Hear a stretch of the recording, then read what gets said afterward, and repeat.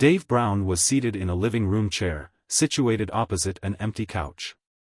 Between his chair and the couch was a coffee table with 3 champagne glasses, one of which was full, and 2 of which were empty. Next to the table was a bottle of champagne in an ice bucket. Anyone watching him relax at 7:02 p.m. would have observed these details.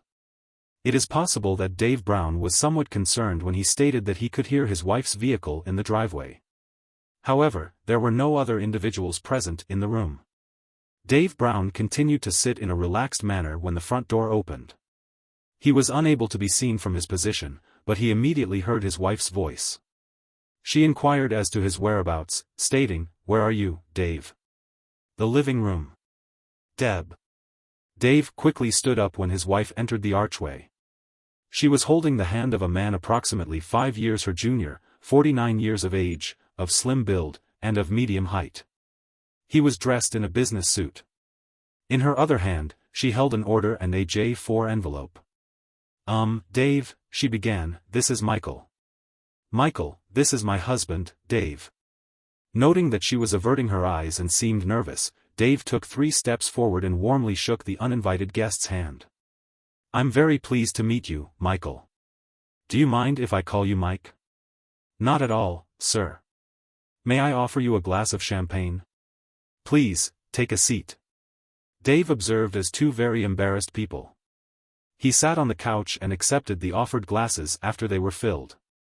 "Now, could you kindly inform this unassuming individual of the circumstances?" Deborah and Mike exchanged glances. Mike subtly nodded and squeezed her hand. Dave, it's not particularly pleasant to discuss this, so I'll be direct. Michael and I have developed romantic feelings for each other. She requested a divorce so that they could marry." She paused, anticipating her husband's anger. She lifted her gaze from the floor to see Dave's expression. She anticipated that it would be unpleasant.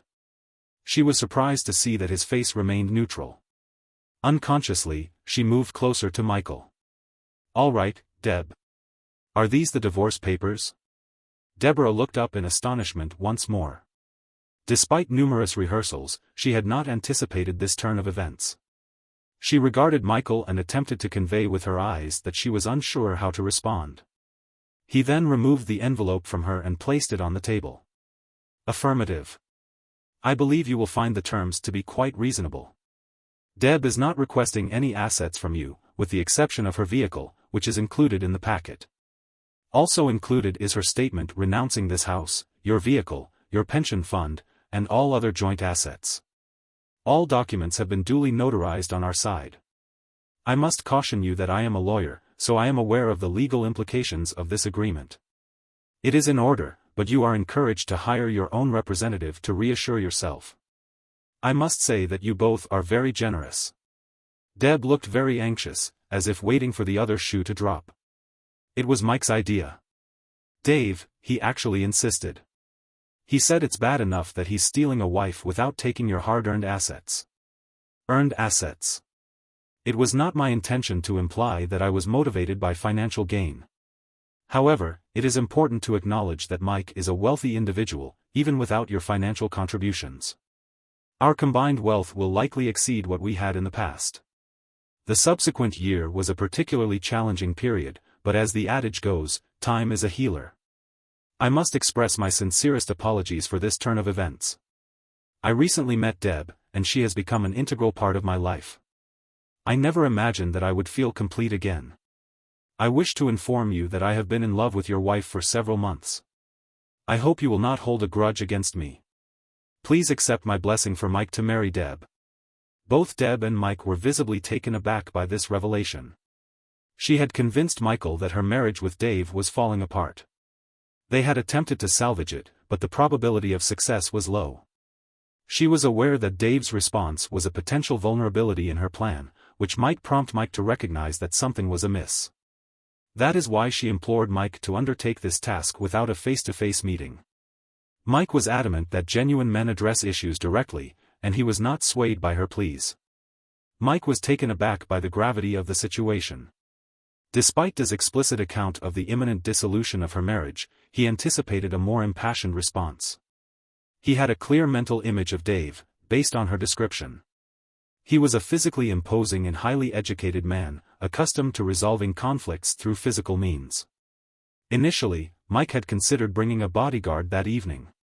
However, he ultimately dismissed the idea.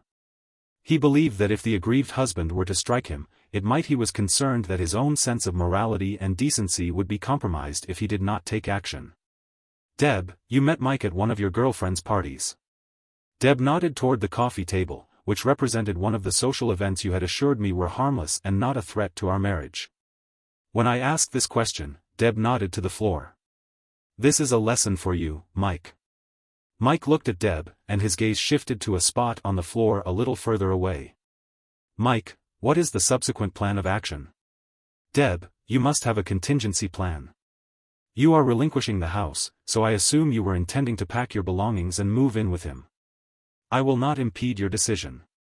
I was going to do that tomorrow while you were at work. By tomorrow, the locks will be changed. I am confident that your lawyer would agree that this is a prudent decision on my part. It is more straightforward if you do it now." Mike and Deb stood up to go upstairs. "How about a discussion, Mike?" Deb could begin packing her belongings. "Come on, Mike. Let's discuss this. I believe you owe me at least that much, Deb." Deb was torn between her desire to avoid this truly awkward situation and her need to witness everything that was said. Eventually, Mike made the decision for her by sitting back down. "Go ahead, Deb. I promise not to harm him. I just want to talk until we're divorced. I feel responsible for your safety. I just want to make sure he takes your interests to heart. Besides, you made the decision to leave me is, in my estimation, unwise. There is no benefit to be gained from attempting to dissuade you from it. Our marriage is clearly at an end." Both men observed as she ascended the stairs and disappeared. "I must acknowledge that you are acting in a commendable manner, Dave. It is evident that you have been a source of stability in this situation. I have not experienced Deb's affection for approximately a year. I believe this may coincide with the time you two met. It will undoubtedly be a relief. I have no desire to condemn us both to a loveless marriage. That is a kind gesture, Dave. It has been a pleasure conversing with you, Mike. As a lawyer, you are aware that the sale of a vehicle or real estate entails the disclosure of any known defects to the new owners."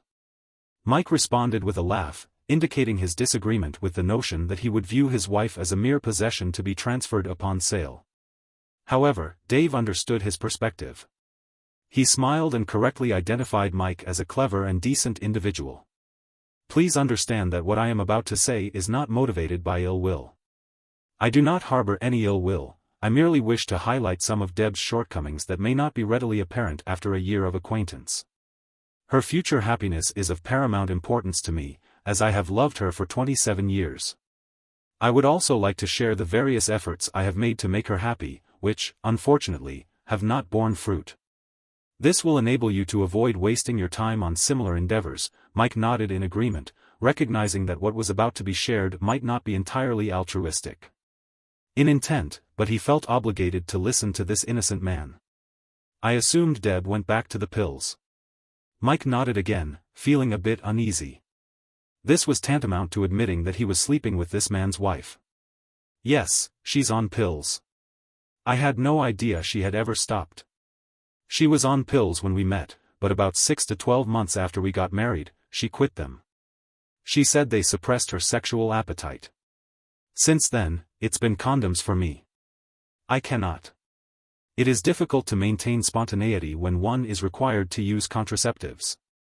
I am unsure if you agree, but I do my best to avoid them. I am aware of your experience, Dave. When we decided to have 2 children, my wife began using condoms as an excuse to avoid intimacy. I requested that she resume using birth control, but she refused, stating that she did not wish to ingest synthetic hormones daily. As a result, our sexual frequency decreased from several times a week to a few times a month. The frequency of sexual intercourse decreased from approximately once per month to 0. Approximately 1 year ago, Mike did not respond. He was aware that Deb was cautious about the type of contraceptive she used and selected chemical-free options whenever possible. Despite the restrictions on their meetings, sexual intercourse with her remained exciting and occurred at least 3 times per week. It is important to note that Mike did not expect Deb to swallow his semen. However, he was curious about her practices. Mike found this question particularly awkward. Individuals of his social class did not discuss such matters. He involuntarily averted his gaze. I understand. I recall what she was like during the period when Deb and I were dating. I ask that you remember that I am not intending any harm. If I were selling a car that I knew would malfunction 6 months after I sold it, I would inform you of that too. Deb has not performed oral sex on me since we got married. In fact, I believe it has been approximately 18 months since we last engaged in sexual intercourse, including the position known as doggy style. Furthermore, we ceased sexual intercourse entirely until recently. I simply grew weary of the rejection and ceased inquiring. It might be beneficial to note any abrupt declines in sexual activity on a monthly basis. Dave paused to allow Mike to contribute, but he did not seize the opportunity. Additionally, I observed that only a couple of years after our wedding, I suddenly realized that the majority of my belongings from before Deb's presence in my life had been misplaced. The bed linens, couch, and photographs of former romantic partners were missing, though it is worth noting that they were later discovered in the attic. It is unclear whether this is a universal phenomenon among women or if it is unique to Deb. She appeared to be attempting to eliminate any residual traces of her previous romantic involvements. Dave paused, and Mike remained silent, reflecting on his new bed and bed linens. He then recalled his conversation with Deb about the portrait of his first wife, the woman he had deeply loved. In the previous week, he had discussed the portrait of his first wife, the woman he had dearly loved and who had been erased from his life by circumstances. Mike was hopeful that he would be more adept at detecting her lies than he had been. Just 3 weeks ago, he had asked her if she still loved him and if things were okay between them. She had looked him right in the eyes and said yes, as she always did, looking into his eyes until he broke. The woman made direct eye contact with him. He was astonished to discover that she had fallen out of love with him so profoundly in such a short period of time. Mike was taken aback by the unexpected nature of the conversation and the information that Dave was attempting to convey. However, he did not have the opportunity to identify the source of this information. Consequently, he focused on the aspect that he could grasp. Do not worry, Dave. I am a lawyer. I have spent 20 years learning to recognize liars, and I am confident in my ability to identify them. I offer a few tips that you may find helpful. You may wish to consider monitoring her behavior. For example, you might want to watch if she takes off her rings when she goes to visit her sister. You may also want to check her lingerie drawer. I advise you not to blindly trust her, as I did. I thought she was utterly incapable of deceit. However, I have since realized that I was mistaken. I am embarrassed by my lack of discernment. What else can I tell you? It is reasonable to posit that if she adheres to her typical pattern, she will likely cease her gym attendance within the next 6 to 12 months and gain weight. Dave stood, retrieved a photo album from a shelf, and began perusing its pages. 2 years prior, she had started attending bachelorette parties, as evidenced by the images captured at that time. At that juncture, her facial features and posterior were plump. After the birth of 2 children, Mike was surprised to see a photograph of his fiancée with considerably less makeup than he was accustomed to. He was somewhat taken aback by the impact that a small amount of makeup could have on one's appearance.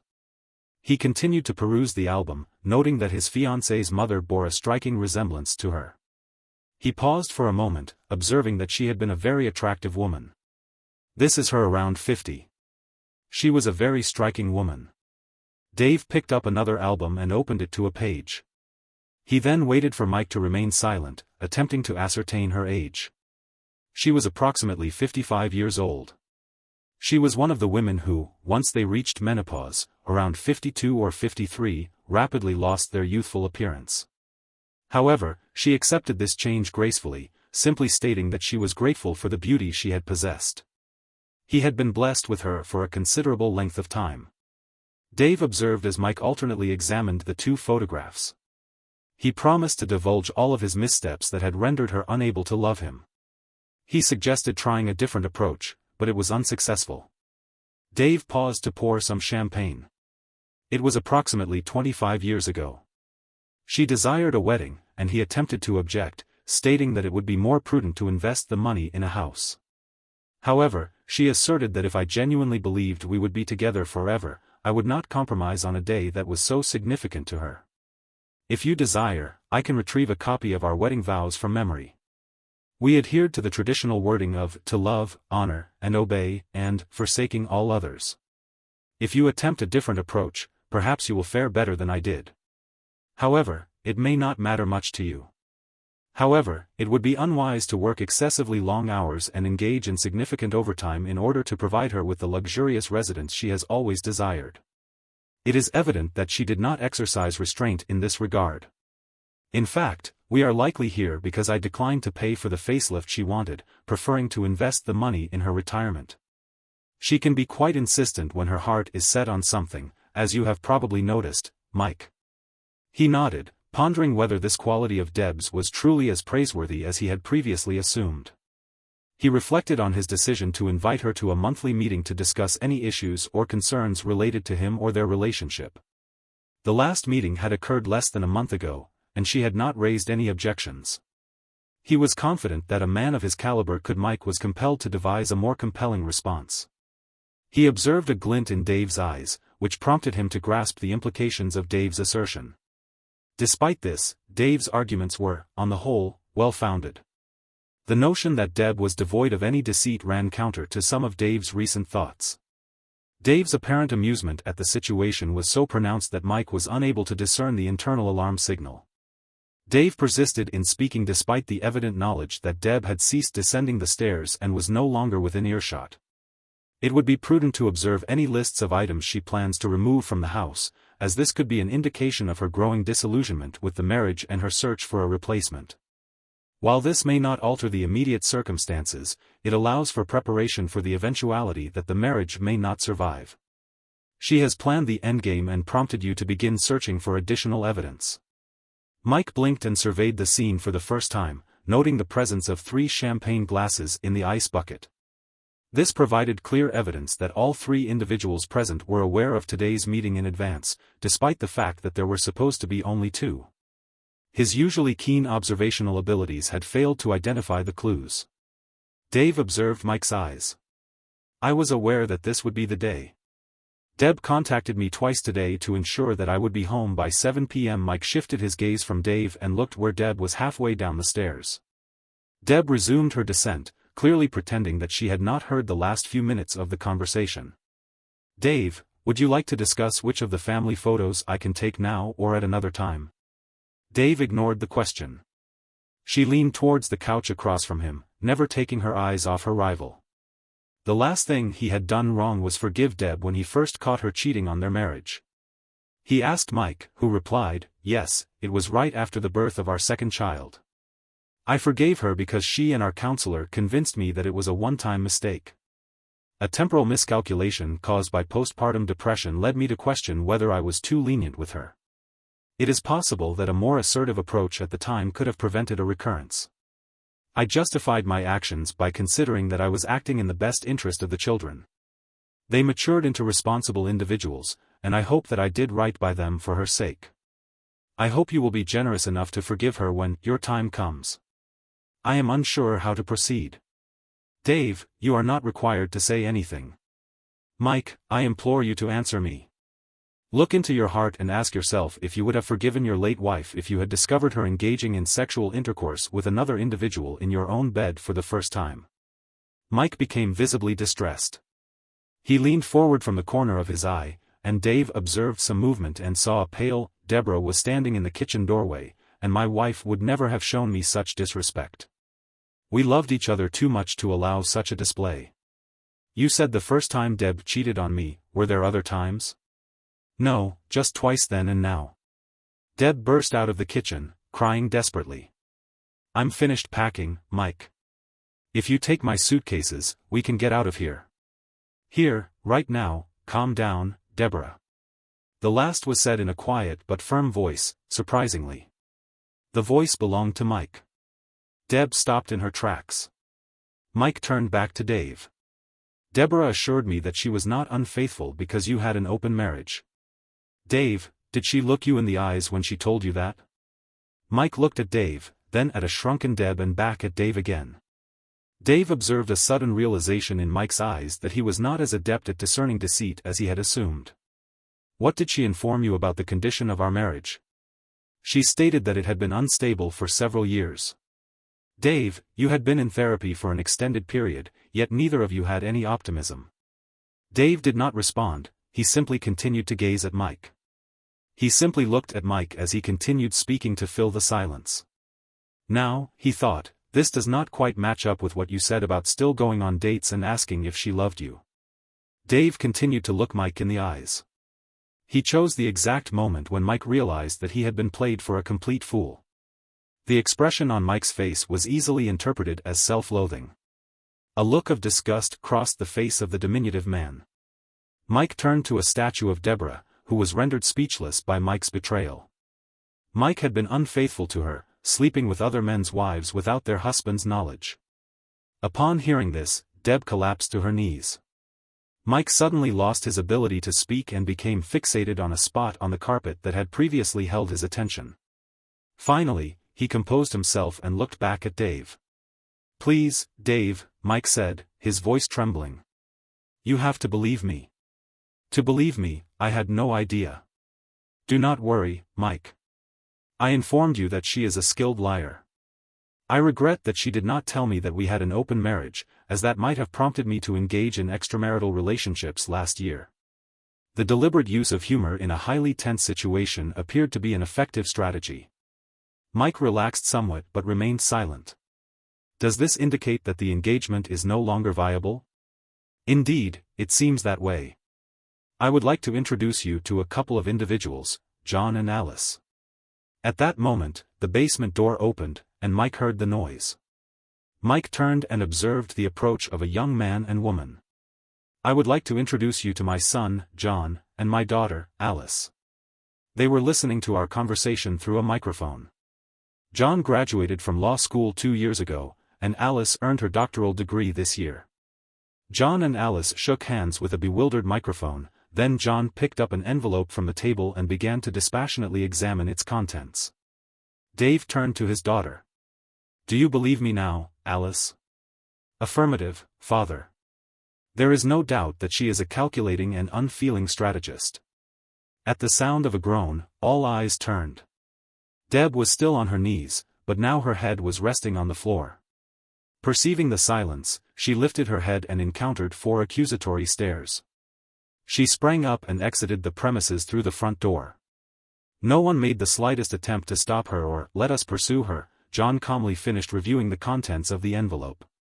It would appear that everything is in order. Good. Thank you, John. Now, who wishes to partake of a beverage? This carbonated beverage is satisfactory, but I require a beverage to remove the taste from my mouth. I believe it is time for me to depart.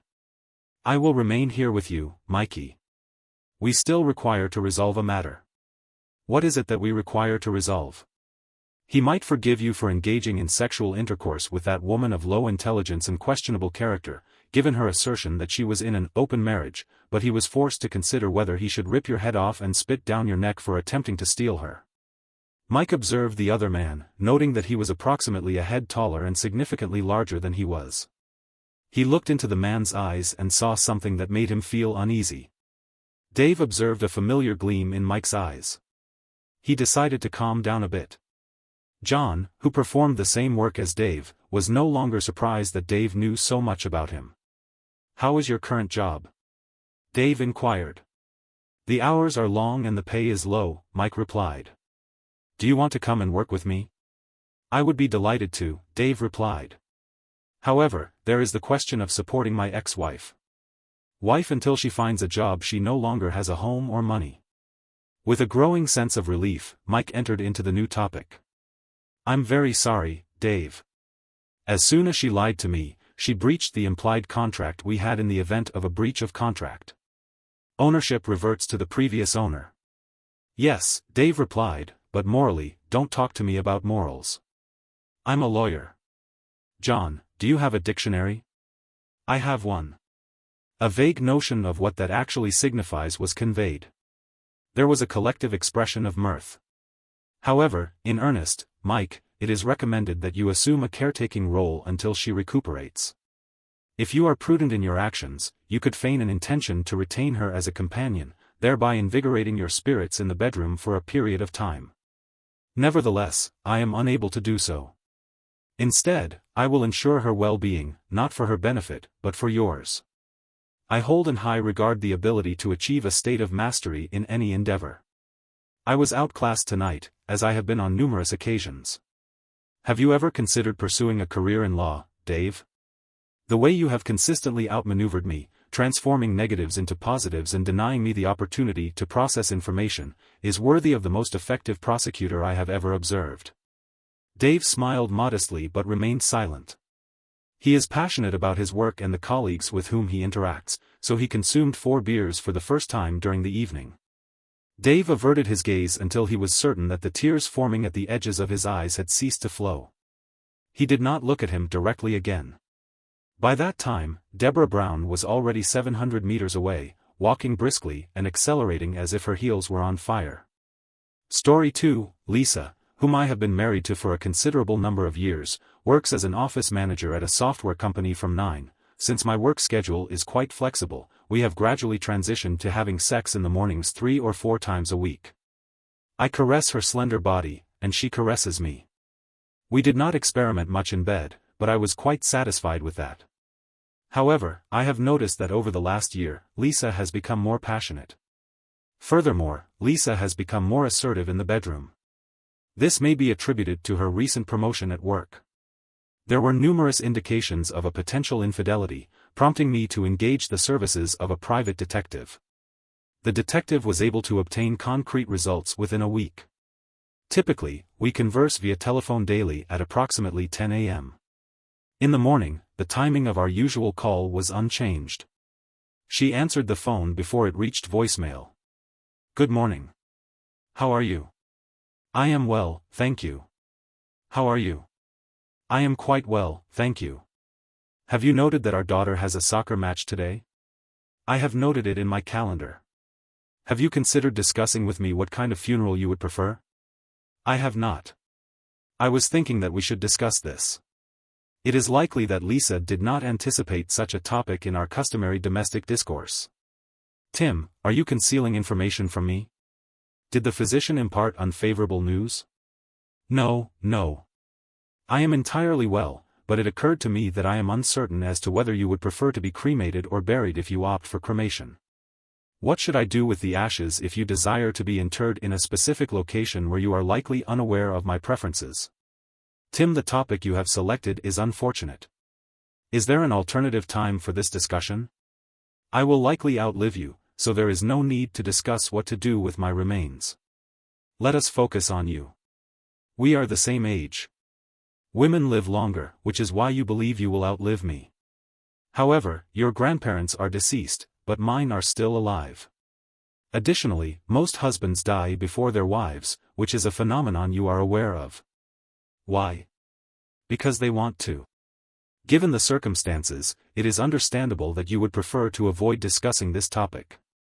However, I believe it is important to address it. Cremation or burial are both acceptable options. If you prefer burial, we can choose a location near our home, where we have lived for almost 20 years.